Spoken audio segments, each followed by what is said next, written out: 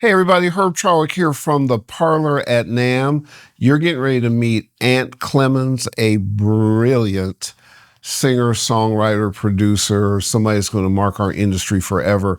But first, let me tell you a quick one about NAMM. We've got crazy good panels. January 23rd, we're going to have sports and music. You're going to meet people from the NFL, from the WNBA, and more. On Friday, the 24th, World Music Day. We're going to have people from Afrobeats, from Latin music, from K-pop. So you can learn not only that there's music you can get globally, but also from an artist standpoint, you can break yourself differently. You may not have to have a record deal. Come see us. And on Saturday, which we'll announce soon, a bunch of super producers. Stay tuned. But that ain't all. We got badges for you. We've got other things for you. We've got plugins for you. We may pick a couple of you to follow and tell your stories over the course of the year. Make sure you go. And now here's somebody else that you're going to meet. An absolutely brilliant musician, and much more than that. Please enjoy our conversation with Ant Clemons. The most fun thing about researching you was you have a number of intersecting things that you do to me that are so natural, it's scary. So you are firmly in a hip hop space, but your R&B DNA comes through. So I see from the Michael Jackson impersonations, yes, that comes through heavily. Your melodies are as hooky as the words that then you top line. And like if you just went,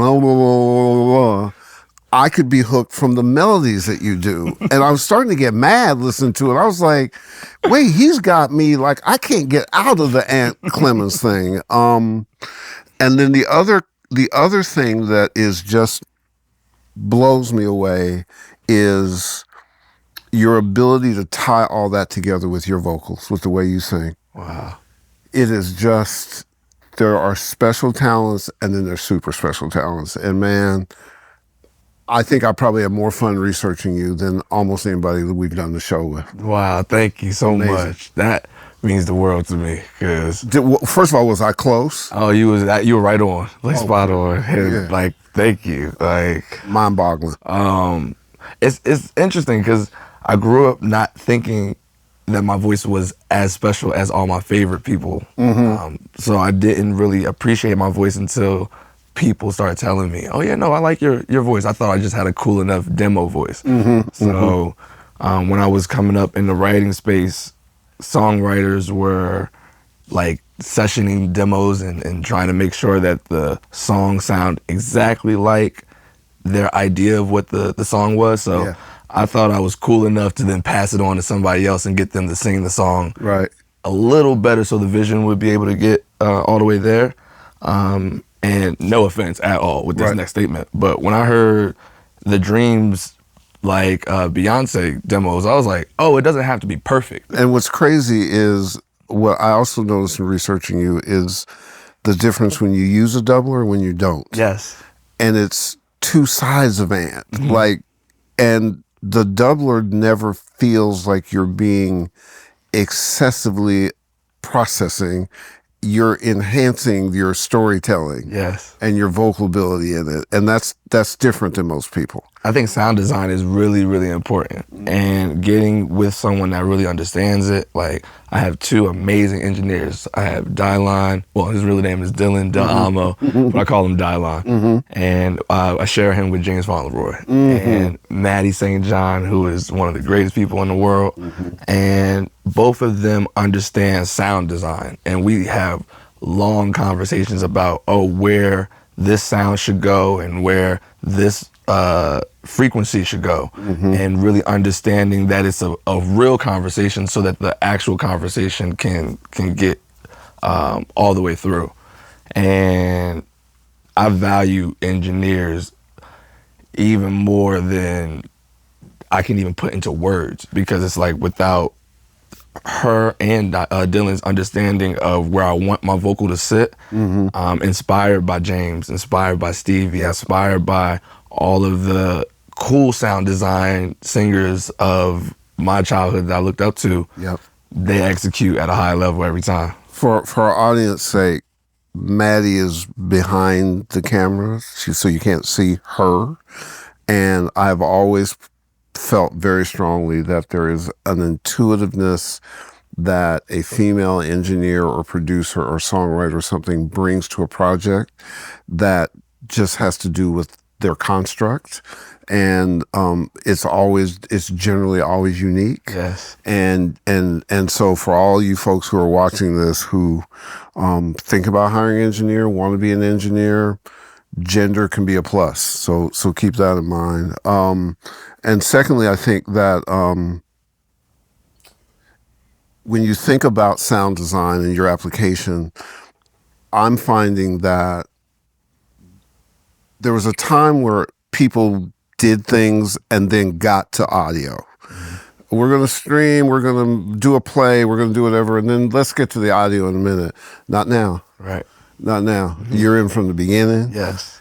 You don't have the same experience unless it's dealt with. Mm-hmm. You can't just think about moving faders. Like you guys think about sound design around your vocals. Yes. Like that is the next level where it is. That's where you want to take this and go, man. It's just, oh God, I'm a talent hoe. I love that. I am a straight up talent hoe. That is hilarious. And I every time I go, I've had a great career. I don't need to. And then I meet somebody like you and go, oh shit, how do I get involved? So I'm as excited to hear about your approach. Keeps me really enthusiastic. In doing it the way you're doing it, it would seem to me, and one of the things that you do that I also love is you approach your career and this business with optimism. Yes. A lot of people don't. Mm-hmm. It's like, how do I get my check? I don't like this person. Let me get out. You don't. Yeah. Is that just who you are? No.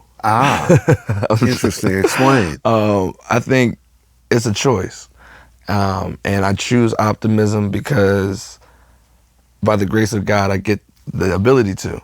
Like, I'm a firm believer in Jesus Christ. And I try to, at all times, reflect that. Mm-hmm. And I try to walk into situations like how I want Jesus Christ to be represented in situations. Woo! So preach. As long as yes, yeah. Yes, as long as I'm walking in that room, being the man of God that He called me to be, mm-hmm. the optimism is just the thing that is just it's the thing that follows. It's a result of just doing the thing that God told me to do. So I may have to end this interview. I may have to leave.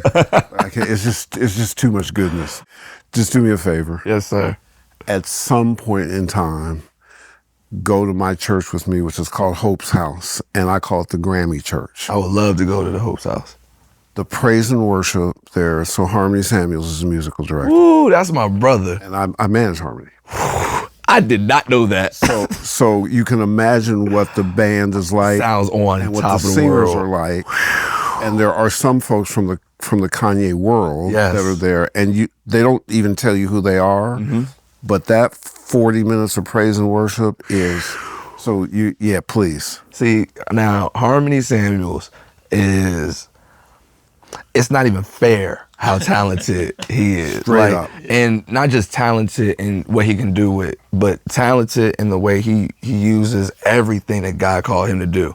And scary. From his connection to people to just scary conversation, like you can have the worst day in the world, pick up the phone and call Harmony, and it's just he'll give you the words, the words of wisdom to just get you right back. I quit management. Yes. And said I'll never manage again. And then I ran into him and we sit down and he calls me Paps. And he said, Paps, would you ever, and this interview is about Ant. Don't worry, we'll get back to it. Listen, my interviews are always about the people that I'm inspired by. And I think that's a lesson for the audience to learn, that when you think about, when you're representing the community, you not only learn from the community, you get opportunities from the community, you make money from being part of the community, you learn how to be part of the community and why it's important. So Harmony was one of those where I'm sitting in the studio and he said, God, could you ever work together? I was like, Harmony, please don't. Yeah. 'Cause I'm powerless in front of you. And when I came up, I was at the beginning of LA and Babyface, and I was at the beginning of Jimmy and Terry, and we just recently interviewed Harmony, and I said, Harmony, you come from the mold of the Jimmy Iovine's, the L.A. Reids, the other stuff, where not only are you so musical with such vision, but then you also run the business. Yes. And you pick the talent, Yes. and you're just so effortlessly brilliant, and it comes through in so many ways. I was like, I go in the studio with Harmony, I just sit in the corner. Yes. I don't want to say nothing. But you're that guy too. That means the world. But it's objective. Like, we're talking for the first. In fact, here's what you didn't know. In the facility that we're in, I ran into Ant in the lobby 2 months ago, and I vaguely said, I think I know who that is. And so you left. I went back to the staff and I said, is that Ant Clemons? I was like, yeah. And I was like, get his number. He's got to be on the show. So if you felt stalking, Never. it was Never. my team stalks well. They're very Never done feel stalked. they're stalker like. I felt like a little watched. Yeah. But never stalked. Stalked Okay. is like, Good job, team. great job. But I was so inspired by what I knew about you, which was before I researched you. Wow. Music killed me. I mean, the music just, Thank you. there's a part of you that is fearless too. And it comes through. It takes fearlessness to go break the barrier and change it. Yeah. And I think that being a disruptor is it's the effect of what you do, whether you're trying or not. It just comes out as, I want to listen to that. I haven't heard that. He approaches it differently, and there's no genre I can put on you. Yes. There's no thing I can put on you except good, just like incredible. I think that's just a credit to my parents. Like, they never gave us limits. Us as my sisters, Amber and Ashley. I'm the oldest of three, and I hear you. It's an important position. they never once limited what our resources could be. Your parents still with us? Absolutely, yeah. What's their names? Anthony and Kim. Anthony and Kim. Great job. Okay, I'm just telling you, as you already know, because you know him, there is no cap on where your son is going. It is just, we've been around long enough to know when they're special. He is going to leave a legacy in this business and already started at a very young age. So the fact that he also paid it back to you says everything about the way you raised him. So Actually, 100%. yeah. I hope y'all got that. I need a copy of that too. Okay, we can use that. Just in case I ever get in trouble. It's like, Exactly. remember that time? Remember? He got me. Absolutely. In your dream list, which I'm sure is, well, first of all, funny thing about Ty Dolla signs. Yes. So I used to manage Ty's father. Wow. Tyrone. No way. Tyrone Griffin. I managed him. He was a trumpet player in the first band I ever managed called Thrust. So I was around when Ty was born. That is and he and I've never talked about it. We've never met, actually. So when I saw your work with him, it was really funny. That's a tragedy. Y'all have got to. We got to. That has to happen. Okay, we'll make that happen. Secondly, in your bucket list of people that you would like to work with, who are some of those folks? I would love to work with Stevie Wonder. Ooh. I would love to work with Frank Ocean. Mm-hmm. I would love to work in the studio with Jay-Z. Mm-hmm. Those three, as of right now. Might be able to help you with the Stevie one. I will cry. I'm a crier. Me too. Don't let this red hat fool you. Me too. I am a crier. I cry Geico commercial. Yeah. I'm like, the chameleon. They did it. And it's funny because my mother, early on when I was young, she encouraged that I do that. She said, it's more a mark of a man that you are in touch with your emotion, then you bottle up your emotion. Absolutely. And so my staff will tell me, they'll be like, "Oh, the edit you did was just so wonderful." They're like, "Oh, here goes Herb again." Just so yeah, but I think there's something that you open up. Better example. We had early on in Pensado, we had an Oscar winner on for Mad Max 2 for sound design. Yes. And I said to him, "When do you know that you're at your creative nadir? When are you at the top?" He said, "I took acting lessons and they taught me how to cry." And he said, "When I'm creating," he said, "when I start to get emotional and cry, I know I'm at my peak." I went, "Whoa, you won an Oscar with that shit." Like it just confirmed for me that being able to access that, there's a good place when you can access that. And it's not even painful. It's just an expression. I had a joke that was so not relevant. But please, bring it. It's like, the acting is when I'm not crying. Mic drop. Thank you for coming, and we'll see you soon. Like, that's what acting is. Acting is acting like, all this stuff is not okay. 100%, man. Ooh, that's very insightful, But for sure. That is just like a little. Yeah. No, I agree. So, when you create, what are you using to create? Are you playing something? What is your? It depends. Like, a lot of the times, I hear the melody in my head and I'm just getting it down, very Michael Jackson style. There you go. Getting a tape recorder out, just humming the idea.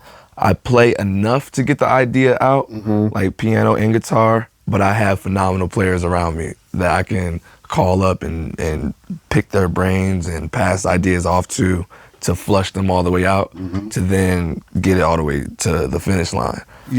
That's another thing about you that is an element from the past that you have made part of the future.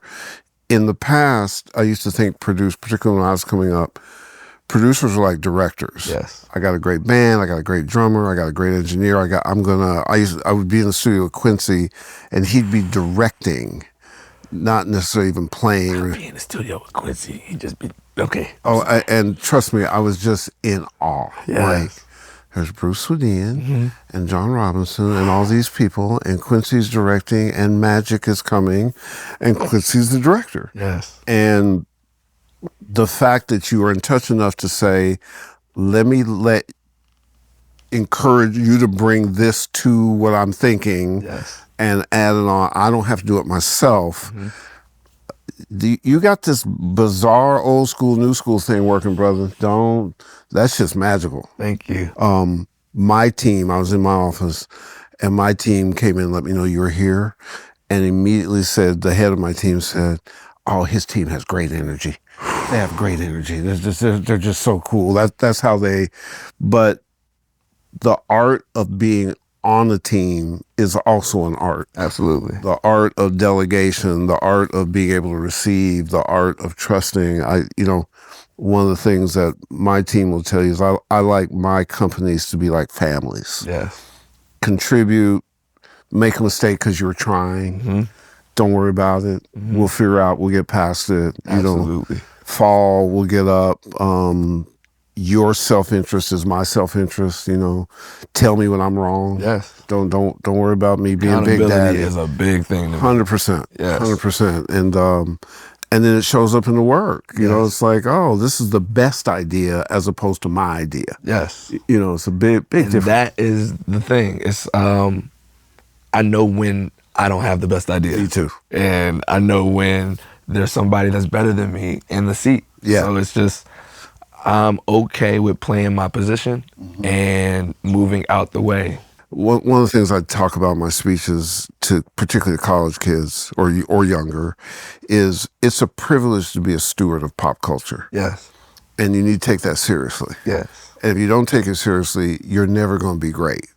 So don't be mad at me because I got, whatever I built this because I care about it. Yes. And I have my own standard that I'm going to set my bar so high that I have to hit that bar. You ain't got to worry about setting the bar for me. I'm going to do that because this privilege, such a small percentage of us have it, where people will choose a school based on what you say, choose to buy a song, have an emotional reaction, make up, break up, make a baby, do whatever. Who knows what may happen because of what you do? Yeah. That's access that is very rare and very special and has to be honored. One of my closest collaborators recently, Rex Kudo, is one of my boys. His mentor is Rick Rubin. And Rick told him that every time you get in front of a microphone, just think about I don't want to get the quote wrong, but it was, think about the millions and millions of people that you're getting ready to speak to and the responsibility you have and what are you getting ready to say. It's huge. And just him telling me that a little while ago just helped in the perception I had of what we do. And it's like, we get to telecast to everyone whatever we think, whatever we feel. Amazing. And that's a cool thing. It's a scary thing. It's a very powerful thing. Very, very powerful. And you have to be very responsible with the words and the decisions. Like, I don't take that responsibility lightly at all. We got to be really cognizant that people are listening and they're watching. That's and incredible. as playful as we can be, somebody's taking this really seriously. And the feedback that you get from people who finally have access to you is unreal. Yes. You know, I've had people come up crying. I've had people come up, and I've had parents come up, and you're like, wow, like they're taking this stuff really, like I got to be on my game. Yes. Because I don't want to abuse the access. Absolutely. That, you know, that I have. It's just insane. So you sit here now. Success is an interesting thing. It's got upside and downside to it, doesn't it? Yes, absolutely. Describe the success journey. How are you handling it? It's a journey. Yeah. And it's fun. Yeah. It's every day. I just had a conversation with my mom this morning, and I was telling her, I'm like, Mom, I'm gonna be 33 in a couple of days. Right. And I don't know nothing. Like, God, if you don't know nothing. I'm like, every year I feel like I figured it out, but I don't know shit. Right. I am 32, and Jesus died at 33. Wow. And if I lose my life at this year, 34. It's like, if anything were to happen, yeah, what did my life say to right now? Like, what would my eulogy say? What does the perspective of Ant Clemons, what did I do? What did I leave on this earth? Like, I'm a dad. Like, my baby girl's name is Jamie Aaliyah. How old? She's 3. Oh, the God. greatest thing that's ever happened to me. Oh, that's a life changer. And every day, I always want to make sure I'm doing the best to, like, be the best example to her. There you go. And honestly, and thinking from my eulogy backwards, it's like, oh, I get to do the things, I get the chance to every day that God gives me, like, the opportunity to live in this dream I always had. I get a chance to show someone else it's possible. I get a chance to continue to show myself that it's possible. It was times earlier in my career where I thought I'd wake up and have to hurry up and get back to Red Lobster. Right. It's like, right. Oh man, I left table 76 waiting. Right. And it's like, those little fever dreams never really leave, but it's after being in the music industry for about 7 years now, it's like, that's all. Damn. It's cool, but I still don't even believe it. I still have like wow, I get to do this every day. Like, I sat and watched y'all interview James Fauntleroy years ago, and that inspired me so much to be a songwriter. And like, to be able to sit here with y'all today is for a us to be able to sit with you. Like, and with 2 tweaks. One, does table 76, did they get cheddar biscuits? Yes, they did. Okay, cool. Yes, they did. That's important. And then the second part is, we're not dealing with your eulogy, we're dealing with your legacy. I love that. Oh, I love that. Yes. Yeah. We got time for eulogies. Absolutely. We'll deal with your legacy. The request I would have is, which I think you have innately, is it's so important that I think the record business and the music business is sometimes best taught the way griots taught folks. Yes. You sat in a circle, you listened to the elders, Yes. you took the lessons from it, and then you moved on. And then there comes a point where then you become the griot and you pass it on. So just please make sure you pass the ant on to people. Absolutely. It is, you may be 33 chronologically, the wisdom and stuff is not 33. It's God-gifted, and it's big, and it's important. And the other thing that is really cool about it, and I have some of that, apparently that quality too, is that everybody needs to hear from you, not just a certain sector. Yes. Even folks that are not in the music business can learn from your perspective. So, and I would say this too. We're getting ready to go through some very interesting things where we need to have folks like you join us as we reach people. So I'm always there. Okay. Okay. I'm just happy to be here. Got you. Yes. Got you. Because we're going to become really close. Oh yes, absolutely. We got I'm some excited. stuff coming up. We got NAMM. We got some things coming up. Come on, don't tempt me with a good time. Oh yeah. No. Okay. Like, I'm ecstatic.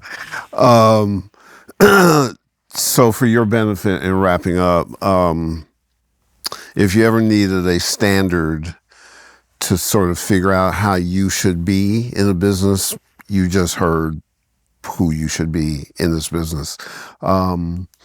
Creative, man of God, father, son, brother, brilliant.